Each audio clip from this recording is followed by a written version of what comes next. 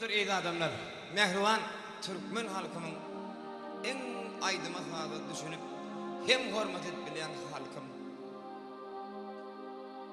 İlim günüm bolmasa ayım günüm doğmasa neylişeyali. Yine de şunu aydımı Mehriban halkımı da galıverse dinleyicilerimize soğuk ediyor. Han hocam ustadı dükkan evlenmez diyen aydımına devam edelim.